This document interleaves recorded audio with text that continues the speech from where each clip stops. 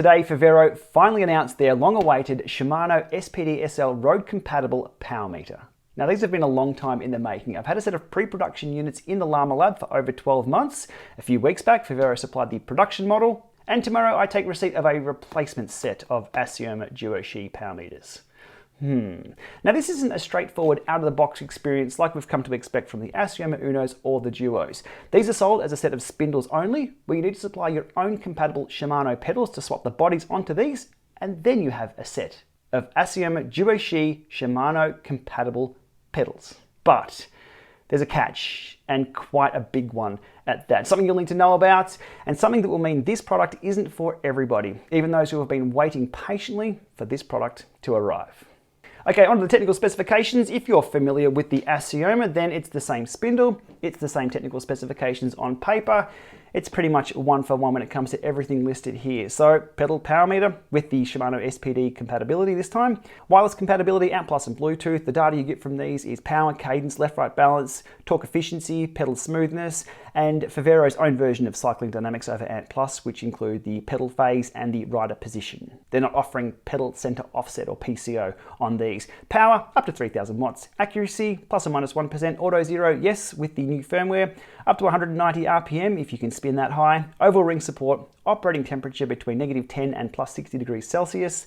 The battery, rechargeable lithium battery, non-replaceable. The battery life is at least 50 hours as per the Assioma Duos, and that's proven to be accurate too with the set that I've had and the testing I've done recently after 3 years of use. The Shimano road pedal body compatibility for the Assioma DUO-Shis are as follows. It's the PD R8000, the R7000, the 6800, the 550, and the 540. Those are what you'll need to source to switch onto these spindles to have these pedals up and running. Waterproofing IP67. But, and here it comes, the pedal Q factor is 65 millimeters or 66 millimeters or more if you need to use the additional washers supplied.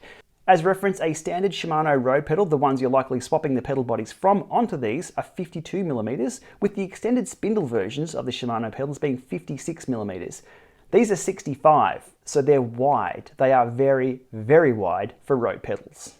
Pricing of the Assioma DUO-Shi sensor kit is listed as €495 plus taxes, which I estimate to be around 590 US or around $780 Australian. Again, plus taxes, and plus on top of that, the pedal bodies you need to source to switch onto these. Speaking of switching pedal bodies onto these, I have a set of R8000s, which we'll go about unboxing and getting installed on the Assioma DUO-Shi. In the box, everything we expect from Favero: a set of chargers, 8mm hex wrench,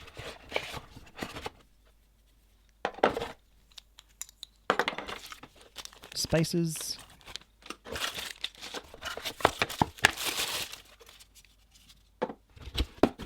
but do note there are no wrenches included for this for the installation of the pedal, so you do need to supply those yourself.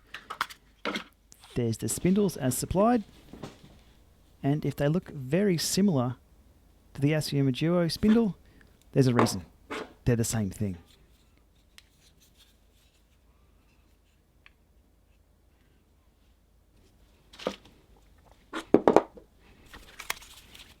The documentation supplied is very straightforward and outlines which direction the pedals need to be turned, because they are different. Let's go about getting this done with the 17mm wrench. And it does take a little bit of effort to get that off the pedal.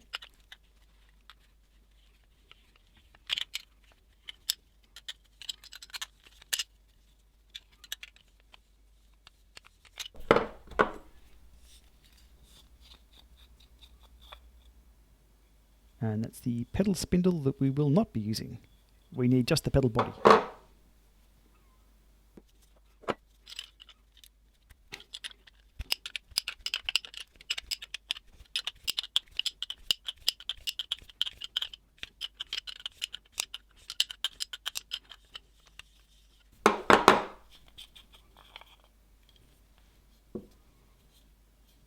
Now, just out of interest's sake, we'll put these on the scale. And the pedal body for the R8000 comes in at 58 grams. Verifying that, 58 grams. The spindles themselves with just the cartridge come in at 99 grams.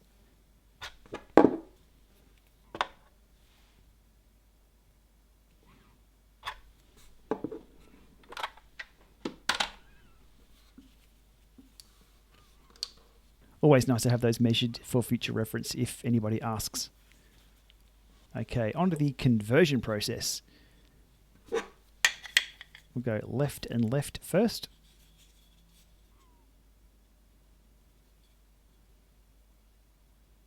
With the thread locker already pre-installed, so they won't be going anywhere once they've been screwed on.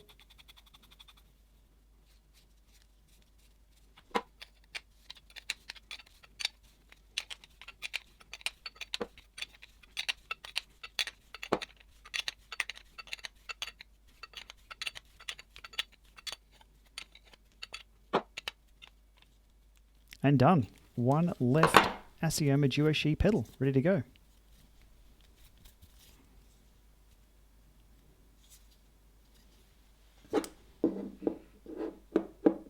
Rinse and repeat, and screwing in the opposite direction this time.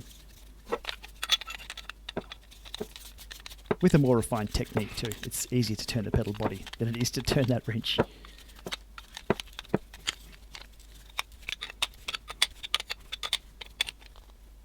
Okay, job done. There we go. 2 pedals, ready to go.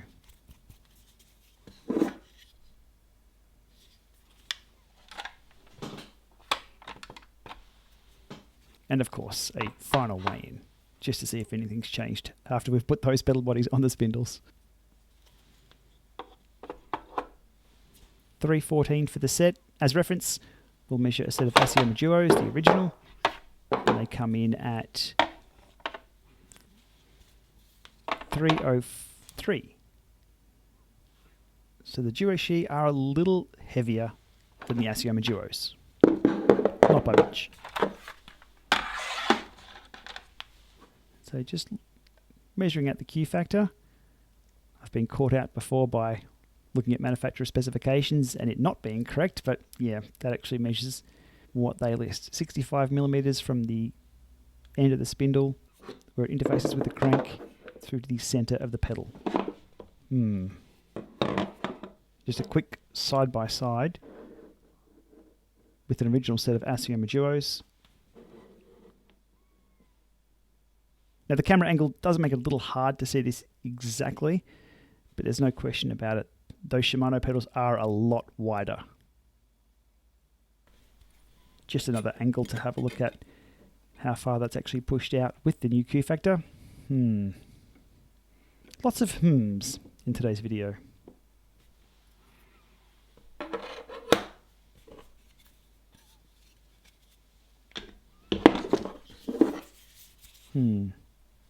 One thing to note when opening a new set of Assiomas is the need to take them out of travel mode by plugging them into the USB charger, waking them up so the application can find them.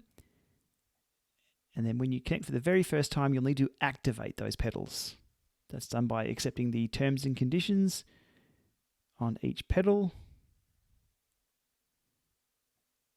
And away we go. A quick browse through the configuration options, and if you're familiar with the Assioma Duos or Unos, you'll note all the options are exactly the same. The firmware registers as being fully up to date, so that's all good. We'll close this app and now get these on the bike.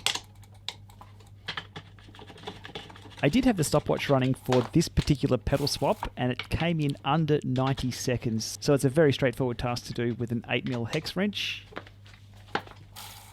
Typically you'll need to use the 1mm spacer if you have a set of carbon cranks that have a recessed pedal hole.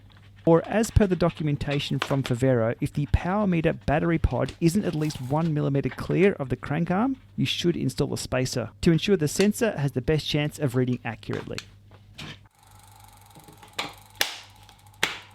There's no mistaking when that is clipped in and when that is clipped out. It's one of the reasons why I do love the SPD-SL pedal and cleat system. Given the increased width of these pedals, the cornering clearance of your bike will change. To measure this, I've rigged up an iPhone mount on the back of my bike using a quad lock and loaded the Spirit Level app. I've secured the chain in place which means the crank will remain at 6 o'clock, and I've taped the pedal down so it sits at 6 and 9 o'clock. Now testing the lean angle here with the Assioma DUO-Shi, and we're touching down at about 31 degrees with this bike and the 172.5mm cranks. Switching over to the original Shimano R8000 Ultegra pedal, that gets me a lot further over at around 33 degrees. Quite the reduction there with the Assioma DUO-Shis, and something to consider if you're an aggressive road or crit racer who pedals through corners. Onto the power testing and accuracy of these Assioma DUO-Shis, and it gets a little complicated. I'd assumed, given these are based on the Assioma Duo technology, which has proven itself over many, many years, that this would be very straightforward. Unfortunately, that hasn't been the case in the Llama Lab and beyond. What I'd put aside half a day of testing for turned into 10 hours of ride data over many weeks, and about the same in comparative testing with the Assioma Duos to validate those tests. It's been quite the journey. Look, Favero have stated that the Assioma DUO-Shi meter is calibrated a little differently in the factory to the Assioma Duo, so there are differences even though they're using the same spindle. It's not just a straight one-for-one pedal body swap like we do with the SPD hack based on the same bearing configuration on the pedal body. Things are a little different with these and require a few tweaks at the factory end. So as I said, it's complicated, but to be honest, the DUO-Shis that I've received, the production models, have not been up to the standard that I expect from Favero. Now, Favero do acknowledge that. They've spent a lot of time investigating my data and looking at the pedals via their app, and they do believe they've spotted an issue with the left side sensor. This is why a replacement set are on the way, but they're not here for release day, so that's just a bit unfortunate. So my take for now on the power accuracy, well, it's highly likely to be resolved if I've just had a set of bad pedals, but I need to see that for myself using my own testing protocols. Stay tuned for that. Now back to the other bump in the road with these pedals, and it's all about the Q factor, and I think this is going to be quite the discussion point in the forums too. Firstly, my personal experience with the wider stance pedals on the road bike. Well, initially I was really disappointed to find out that these pedals won't be a one-for-one swap with my Shimano pedals or any other pedals that I run. I'm of the opinion that a power meter, which is only a measurement device, shouldn't compromise your bike fit or have you change anything whatsoever. If a power meter is going to be acting as a component on the bike, such as a pedal, a crank, or a spider, then it shouldn't change that on your bike. If anything, it should enhance it. Lighter, stronger, faster. This isn't the case with the Assioma DUO-Shi. I guess an example is you wouldn't switch to 165mm cranks just to get power if you ride 172.5s. It's just not what you do.